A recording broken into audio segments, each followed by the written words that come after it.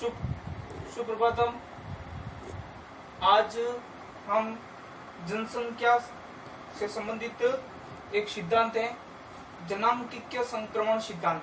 क्या है? जनांकीय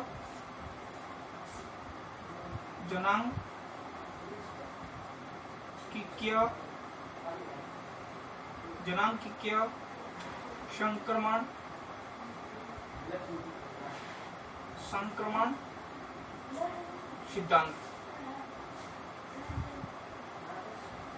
ये इस पार्ट के लिए इम्पोर्टेंट है, अच्छा है। ये इसका अच्छा सवाल बनता है, जनांकीय संक्रमण सिद्धांत क्या है, उसका विस्तृत वर्णन कीजिए। इसको हम कह सकते हैं जनसंख्या परिवर्तन सिद्धांत। इसको और क्या नाम दे सकते हैं? जनसंख्या परिवर्तन सिद्धांत के नाम से भी जाना जाता है। इसका उपयोग कहाँ करेंगे, यानी इस सिद्धांत का उपयोग कहाँ होता है? इस सिद्धांत का उपयोग कहाँ होता है? इस सिद्धांत का उपयोग कहाँ पे होता है? तो इस सिद्धांत का उपयोग जनसंख्या के वर्णन और भावी जनसंख्या के पूर्व अनुमान के लिए किया जाता है। इस सिद्धांत का उपयोग कहाँ किया जाता है कि किसी भी क्षेत्र के किसी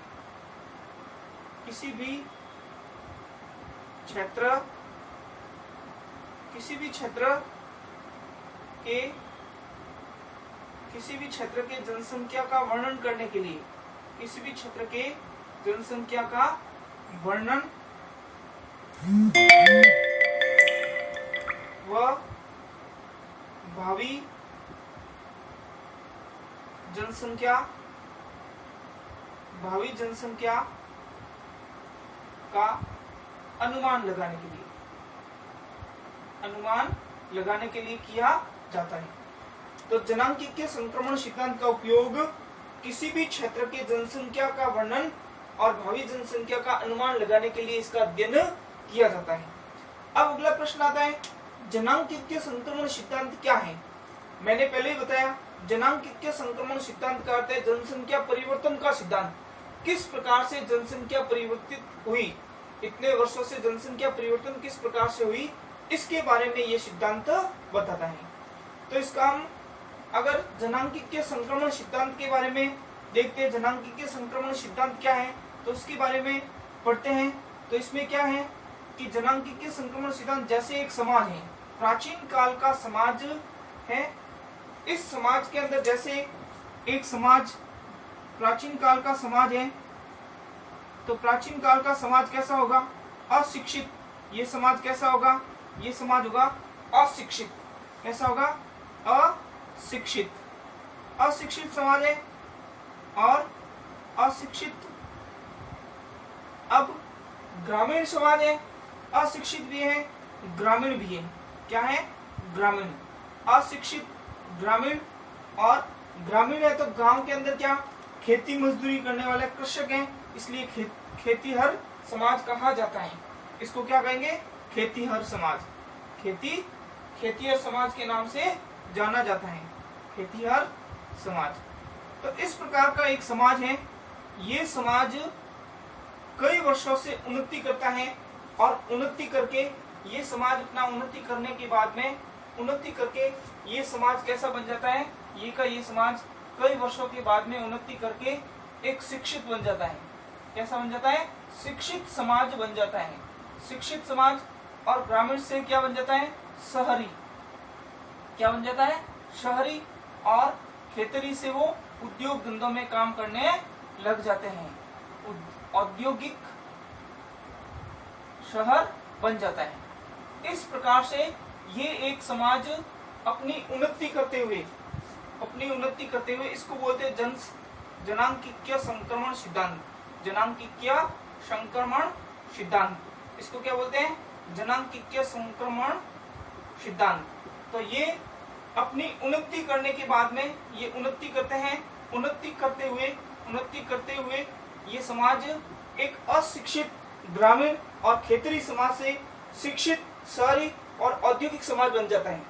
तो ये अपने समाज की जिस प्रकार से प्राचीन समाज है वो अपनी उन्नति करते हुए यहाँ तक पहुँचते हैं। तो जिस समय प्राचीन काल का समाज था उस समय ये उच्च जन्म दर थी यहाँ पे, उच्च जन्म दर, उच्च जन्म दर और उच्च मृत्यु दर, उच्च मृत्यु दर।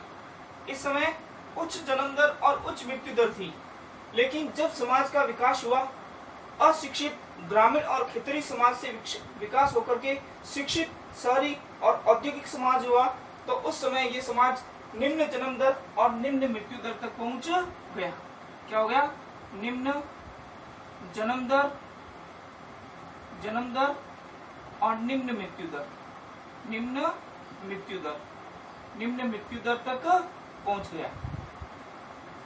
ठीक है ना। अब ये उच्च जन्म दर और उच्च मृत्यु दर से सीधे निम्न जन्म दर और निम्न मृत्यु दर नहीं पहुंचा, उनके बीच में भी कई स्थितियां आई और वो जनसंख्या परिवर्तन की स्थितियां थी। इन्हीं को हम जनसंख्या संक्रमण सिद्धांत के नाम से जाना जाता है।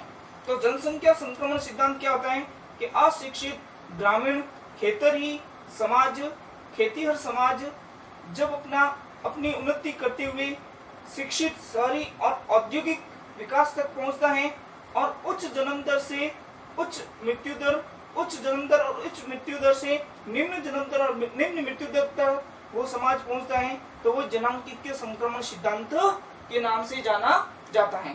तो इस प्रकार से जनांकीय संक्रमण सिद्धांत है जो जनसंख्या में परिवर्तन से संबंधित सिद्धांत के नाम से भी जाना जाता है। ये जैसे मैंने उच्च जन्म दर, उच्च मृत्यु दर, निम्न जन्म दर, निम्न मृत्यु दर, ये जनांकीय संक्रमण सिद्धांत के अंतर्गत आते हैं। तो सीधे उच्च जन्म दर और उच्च मृत्यु दर से निम्न जन्म दर और निम्न मृत्यु दर नहीं हो सकती है। इसमें कई स्टेप आते हैं, कई परिवर्तन होते हैं। तो उस परिवर्तन को हम इस डायग्राम के माध्यम से समझाएंगे। ये आपके सामने एक डायग्राम दिया हुआ है, इस डायग्राम के माध्यम से ये समझाएंगे। इस डायग्राम में आप देख सकते हैं ये 0 से 10, 20, 30, 40, 50 यहाँ पे जन्म दर और मृत्यु दर ये दर्शाई गई हैं, जो प्रति 1000 व्यक्ति के रूप में दर्शाई गई हैं। जन्म दर और मृत्यु दर दर्शाई गई है। ये आपको जो डायग्राम दिख रहा है, इसके ऊपर वाला जो भाग है, ऊपर वाली जो लाइन दिख रही है, ये ऊपर वाली लाइन है वो जन्म दर को बता रही है और इसी प्रकार ये नीचे वाली लाइन है वो मृत्यु दर को बता रही है। तो इस जनांकीय संक्रमण सिद्धांत को 5 भागों में बांटा गया है। पूरे विश्व के अनुसार इस जनांकीय संक्रमण सिद्धांत को 5 भागों में बांटा गया है। प्रथम अवस्था के अंतर्गत क्या बताया गया है? प्रथम अवस्था, मैं ये थोड़ा सा ऊपर वाला साफ करता हूँ, साफ करके इनकी पूर्ण अवस्थाएं 5 अवस्थाएं बताने की कोशिश करता हूँ। आप चाहो तो इसका स्क्रीनशॉट ले सकते हो, स्क्रीनशॉट लेकर के देख सकते हो, आराम से देखोगे तो ये इसके अंदर पूरा जनांकीय संक्रमण सिद्धांत समझाया हुआ है और ये आपके बोर्ड की कक्षाओं के लिए एक महत्वपूर्ण माना जाता है, इसलिए इसको ध्यान से पढ़ना। इस पार्ट के लिए, इस पार्ट में से ये बहुत महत्वपूर्ण प्रश्न बनता है इसमें से। तो इसकी जो 5 अवस्थाएं हैं, कितनी अवस्थाएं हैं? जनांकीय संक्रमण सिद्धांत की 5 अवस्थाएं। तो पहली अवस्था है, या उसको हम प्रथम अवस्था कहते हैं। प्रथम अवस्था में हम क्या कहेंगे? प्रथम अवस्था थी जिस समय समाज खेतरी मजदूर वर्ग का था और जिस समय समाज अशिक्षित था, उस समय की अवस्था बताते हैं। उस समय उच्च जन्म दर थी। क्या थी? उच्च जन्म दर और उच्च मृत्यु दर थी। उच्च जन्म दर और उच्च मृत्यु दर की अवस्था थी। ये उच्च जन्म दर और उच्च मृत्यु दर की अवस्था के अंतर्गत क्या होता है? जब जन्म दर भी ज्यादा होती है और मृत्यु दर भी अधिक होती है, तो अधिक मृत्यु दर और अधिक जन्म दर होने के कारण उस जनसंख्या के अंदर क्या होगा? उसमें जनसंख्या वृद्धि बहुत कम होगी। उस समय क्या होगा? जनसंख्या वृद्धि मंद जनसंख्या वृद्धि होगी। क्या होगा? मंद जनसंख्या वृद्धि। इस समय क्या होगा? मंद जनसंख्या वृद्धि के नाम से जाना जा सकता है। मंद जनसंख्या वृद्धि। इस समय मंद जनसंख्या वृद्धि होती है क्योंकि जन्म दर भी उच्च होता है, मृत्यु दर भी उच्च होती है, इसलिए जनसंख्या वृद्धि बहुत कम होती, मंद जनसंख्या वृद्धि होती है। अब इसके अंतर्गत कौन से देश आते हैं? इसके अंतर्गत अफ्रीका महाद्वीप में होने वाले जो भी देश है अफ्रीका महाद्वीप के, वो सभी देश इसके अंतर्गत आते हैं। जैसे अफ्रीका महाद्वीप के अंदर अफ्रीका देश, सूडान है, कांगो है, अंगोला है, रोडेशिया है, नाइजीरिया है, ग्वाटेमाला है, ये सभी देश इस प्रथम अवस्था के अंतर्गत आते हैं। कब? सन 2000 से पहले ये प्रथम अवस्था में आते थे, जिस समय उसमें अशिक्षित लोग रहते थे, ज्यादातर खेती करने वाले लोग रहते थे, इसलिए इसमें इतना तकनीकी विकास नहीं था। उस समय जन्म दर भी उच्च थी और मृत्यु दर भी उच्च थी, तो उस समय मंद जनसंख्या वृद्धि कहा जाता था। इसी प्रकार दूसरी अवस्था के अंतर्गत हम देखते हैं दूसरी अवस्था आती है। उस दूसरी अवस्था को कहते हैं उच्च जन्म दर, उच्च जन्म दर, गिरती हुई उच्च मृत्यु दर। इसको क्या कहेंगे? गिरती हुई उच्च मृत्यु दर, गिरती हुई उच्च मृत्यु दर, गिरती हुई उच्च मृत्यु दर, ये दूसरी अवस्था है। तो प्रथम अवस्था में आप देख सकते हैं, जैसे डायग्राम के अंदर ये प्रथम अवस्था को दर्शाया जा रहा है। इसमें उच्च जन्म दर और उच्च मृत्यु दर यानी दोनों लाइन एक में है, और ये इसमें डायग्राम में आपको दर्शाया जा रहा है। इसमें उच्च जन्म दर उच्च मृत्यु दर है। जो जनसंख्या की वृद्धि है वो मंद वृद्धि होती है, बहुत धीमी गति से जनसंख्या की वृद्धि होती है। इसमें Africa, Sudan, Congo, Angola, Rhodesia, Nigeria, Guatemala, ये सभी देश आते हैं। लेकिन ये सन 2000 से पहले वाले देश हैं। उच्च जन्म दर और गिरती हुई उच्च मृत्यु दर होती है। जैसे ये उच्च जन्म दर है, ये उच्च जन्म दर बता रहे हैं, और ये गिरती हुई मृत्यु दर है, लेकिन गिरती हुई होते भी उच्च मृत्यु दर होती है। तो इसके अंतर्गत क्या होता है? मृत्यु दर भी उच्च होती है, जन्म दर भी उच्च होती है, लेकिन हल्का सा तकनीकी विकास के कारण, चिकित्सा सुविधा बढ़ने के कारण उसमें मृत्यु दर घटने लग जाती है। तो इसके अंतर्गत कौन से देश आते हैं? जो 2000 वर्ष 2000 के अंदर जो उच्च जन्म दर और उच्च मृत्यु दर यानी प्रथम अवस्था वाले देश थे, वो सभी देश इस द्वितीय अवस्था में देश में आ जाते हैं। अर्थात इसमें भी अफ्रीका महाद्वीप के अंतर्गत जो देश है वो इसी प्रकार इसमें भी अफ्रीका महाद्वीप के अंतर्गत जो भी देश जो 2000 तक प्रथम अवस्था में थे, वो सभी देश इसमें आते हैं, द्वितीय अवस्था के अंतर्गत आते हैं। इसी प्रकार हम तृतीय अवस्था देखते हैं। इसकी तीसरी अवस्था जनांगीय संक्रमण सिद्धांत की तीसरी अवस्था। तो जनांगीय संक्रमण सिद्धांत की तीसरी अवस्था में क्या है? उच्च जन्म दर और मध्यम मृत्यु दर क्या होती है? उच्च जन्म दर और मध्यम मृत्यु दर, मध्यम मृत्यु दर, उच्च जन्म दर और मध्यम मृत्यु दर। तो उच्च जन्म दर होती है लेकिन मृत्यु दर कम हो जाती है, जो चिकित्सा सुविधा और औद्योगिक विकास और तकनीकी विकास के कारण मृत्यु दर में कमी आ जाती है। तो जैसे ही मृत्यु दर में कमी आती है लेकिन जन्म दर तो उच्च होती है, तो वहां तीसरी अवस्था के अंतर्गत क्या होगा? तीसरी अवस्था के अंतर्गत ये अवस्था ऐसी होती है जिसमें तीव्र गति से किसी भी देश की ये स्थिति आ जाए तो उस देश की तीव्र गति से वृद्धि होना शुरू हो जाती है। तो इसके अंतर्गत जनसंख्या वृद्धि तीव्र हो जाती है। जनसंख्या वृद्धि क्या हो जाएगी? तीव्र वृद्धि होती है। किसकी? जनसंख्या की तीव्र वृद्धि होती है। इसमें मंद वृद्धि होती है। इसमें क्या होती है? मंद वृद्धि। इसमें मंद वृद्धि के नाम से भी जाना जा सकता है। तो इसमें क्या होगा? तीव्र जनसंख्या वृद्धि के नाम से जाना जाता है। अब इसके अंतर्गत कौन से देश आएंगे? उच्च जन्म दर, मध्यम मृत्यु दर।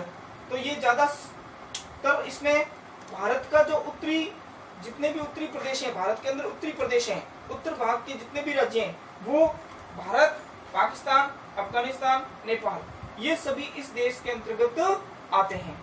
इसी प्रकार चौथी अवस्था है, ये चौथी अवस्था है। इस चौथी अवस्था को हम कहते हैं जन्म दर मध्यम, मृत्यु दर निम्न। इसमें जन्म दर क्या हो जाती है? जन्म दर मध्यम, मध्यम और मृत्यु दर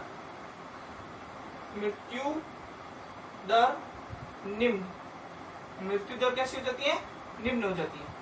तो जन्म दर तो मध्यम, मृत्यु दर निम्न हो जाती है। इसमें थोड़ा सा तकनीकी विकास अधिक हो जाता है, जिसमें मृत्यु दर बिल्कुल निम्न हो जाती है, चिकित्सा सुविधा अधिक बढ़ने के कारण मृत्यु दर बिल्कुल निम्न हो जाती है, और जन्म दर होती है उसमें भी कंट्रोल हो जाता है, जन्म दर भी मध्यम होती है। और इसके अंतर्गत कौन से देश आते हैं, जैसे ये देखो जन्म दर, इसमें जन्म दर मध्यम हो रही है और मृत्यु दर निम्न होती जा रही है, मृत्यु दर निम्न होती जा रही है।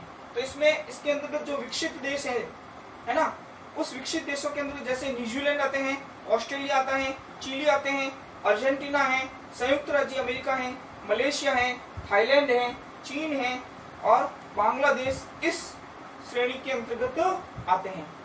तो कहते हैं हमारा देश, ऐसा प्रश्न भी आता है, छोटा सा प्रश्न बन के आता है कि भारत देश है वो जनांकीय संक्रमण सिद्धांत की कौन सी अवस्था में आता है। तो भारत देश है जनांकीय संक्रमण की तृतीय अवस्था में आता है। कौन सी अवस्था में आता है, तृतीय अवस्था में। भारत देश है वो जनांकीय संक्रमण सिद्धांत की तीसरी अवस्था में आता है।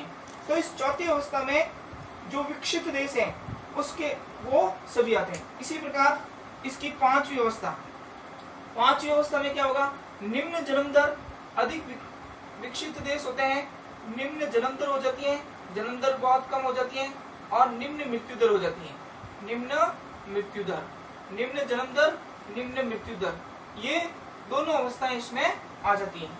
जन्म दर भी निम्न, मृत्यु दर भी निम्न हो जाती है। तो ऐसी अवस्था के अंदर जनसंख्या घटने का भय रहता है। क्या हो जाता है, जनसंख्या घटने का भय, जनसंख्या घटने का भय। ऐसी अवस्था में जनसंख्या घटने का भय हो जाता है, क्योंकि जन्म दर भी बिल्कुल कम होती है, मृत्यु दर भी कम होती है।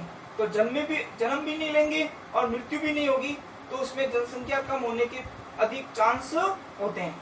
इस अवस्था के अंतर्गत कौन से देश आते हैं, जो पश्चिमी यूरोप है, पश्चिमी यूरोप के जितने भी देश हैं वो निम्न जन्म दर और निम्न मृत्यु दर के अंतर्गत आते हैं। इसके अलावा जापान है, रूस है, ये ऐसे देश आते हैं। जैसे एक उदाहरण दिया हुआ है, रूस का एक अच्छा उदाहरण दिया है, ये रूस का उदाहरण है। रूस के अंतर्गत 1990 में 1480 लाख जनसंख्या थी और 2007 के अंदर 1420 लाख जनसंख्या हो गई। इसी प्रकार 2020 में 1380 लाख जनसंख्या हो गई। इस प्रकार से धीरे धीरे वो जनसंख्या घट रही है। रूस के अंदर क्या हो रही है, जनसंख्या घट रही है। इसका क्या कारण है, निम्न जन्म दर है, निम्न मृत्यु दर होने के कारण रूस की जनसंख्या घट रही है। तो इस अवस्था में जनसंख्या घटने का भय रहता है। तो इस प्रकार से ये जनांकीय संक्रमण सिद्धांत था, जनसंख्या परिवर्तन का सिद्धांत दिया गया है। ये पूरा डायग्राम है। इसके अंतर्गत भी देखेंगे, प्रथम अवस्था में देखो उच्च जन्म दर उच्च है, मृत्यु दर भी उच्च है। इसी प्रकार द्वितीय अवस्था के अंतर्गत हम देखते हैं जन्म दर उच्च है और मृत्यु दर, जन्म दर द्वितीय अवस्था में देखते हैं जन्म दर उच्च है और मृत्यु दर वो गिरती हुई उच्च है। इसी प्रकार तृतीय अवस्था में देखते हैं उच्च जन्म दर है, उच्च जन्म दर और मृत्यु दर है वो मध्यम मृत्यु दर मानी जाती है। इसी प्रकार चतुर्थ अवस्था में देखते हैं जन्म दर है वो मध्यम हो जाती है और मृत्यु दर है वो निम्न होती जा रही है। इसी प्रकार पांचवी अवस्था देखते हैं निम्न जन्म दर और निम्न मृत्यु दर दर्शाया गया है। इस डायग्राम के माध्यम से ये दर्शाया गया है। ये जनांकीय संक्रमण सिद्धांत का एक डायग्राम आपके सामने प्रस्तुत है। तो इस प्रकार से जनांकीय संक्रमण सिद्धांत को 5 भागों में बांटा है। इससे पहले जो हमने पढ़ा था, एक शिक्षित ग्रामीण और खेतरी समाज होता है, अशिक्षित ग्रामीण और खेतरी जो समाज होता है वो शिक्षित नगरीय औद्योगिक समाज हो जाता है उन्नति करते हुए। और जो जनसंख्या परिवर्तन जैसे उच्च जन्म दर और उच्च मृत्यु दर, उच्च जन्म दर और गिरती हुई उच्च मृत्यु दर और उच्च जन्म दर मध्यम मृत्यु दर, जन्म दर मध्यम, मृत्यु दर निम्न और निम्न जन्म दर निम्न मृत्यु दर की अवस्थाओं को दर्शाता है, उसी को जनांकीय संक्रमण सिद्धांत कहा जाता है। तो इस प्रकार से ये जनांकीय संक्रमण सिद्धांत आपके सामने प्रस्तुत किया गया है। ये पूरा पाठ हो गया लेसन जनसंख्या, विश्व जनसंख्या। आप इसमें से अच्छे प्रश्न बना के, अच्छे नोट्स बना करके इसको तैयार करें, जो आपके बोर्ड की परीक्षाओं के लिए बहुत महत्वपूर्ण है। धन्यवाद।